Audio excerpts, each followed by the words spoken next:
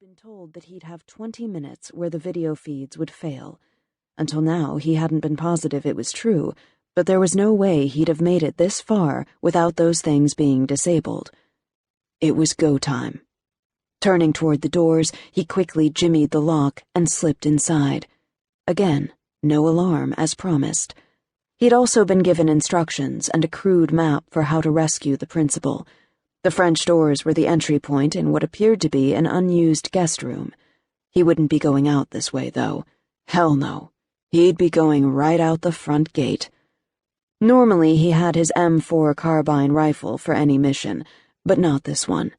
It was too bulky for the close quarters and likely hand-to-hand combat he'd be facing. He was coming in with his silenced MP5 submachine gun, a K-bar knife for up-close kills, grenades in case he had a hot exit, and enough Semtex to blow this place to the ground.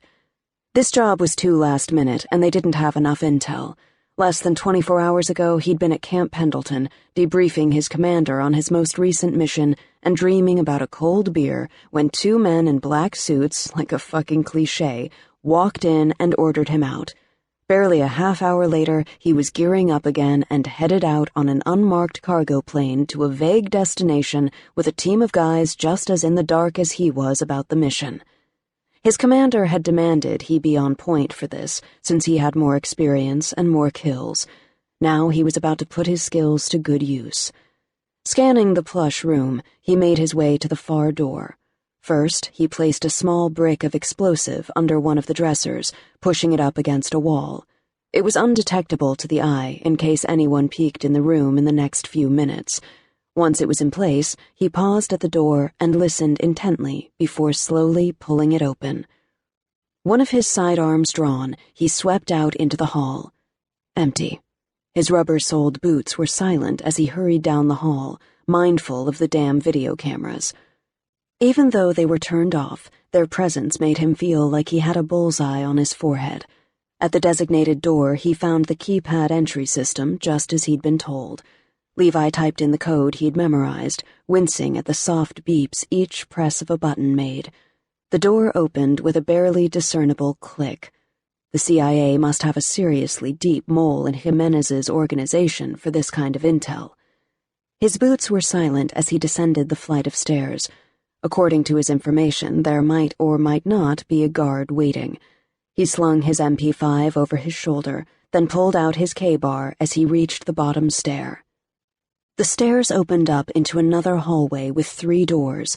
A guard was leaning against the wall next to the middle door, where Levi needed entrance, looking at his cell phone, probably texting.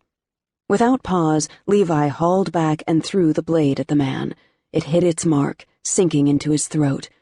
Eyes wide, the guard's phone fell from his fingers, clattering against the wooden floor as he reached up for his neck, making choking sounds. Before the man's knees had even hit the ground, Levi had closed the distance between them. He withdrew the blade, then cut the man's throat. Quick and efficient. Unfortunately, there was a shitload of blood. Shoving the body to the side, he easily picked the lock. Adrenaline pumping, he withdrew one of his backup pistols. The back of his neck was tingling, his gut telling him the shit was about to hit the fan. His instinct was never wrong. Pushing out a slow breath, he eased the door open, weapon at the ready. There was only one piece of furniture in the small room, a twin bed. A slim, hooded female was lying on her side on it. Her arms were bound in front of her with flex cuffs, and she wore thin shorts and a tank top. Her breathing kicked up the slightest notch when he stepped into the room, so he knew she wasn't asleep, but she also wasn't calling attention to herself. Smart. She was tall and thin, but he couldn't tell if she was the teenager or not. She was a little more developed than he expected a teenager to be. Still, even if she wasn't part of the mission, he wasn't leaving any woman here like this. He didn't have the operational latitude to make that kind of decision, but if the CIA didn't like it, they could suck his dick. No one was getting left behind tonight, and if he had to improvise, so be it. "Scorpion," he whispered, the only code word he had to give her. At that, she jolted upright. "Yes." Her voice was raspy beneath the hood, as if she hadn't used it lately. There was a metallic collar around her neck, holding the hood in place. to keep listening to this audiobook. I've left you a link in the description so you can do it, at no cost thanks to Audible's 30-day free trial.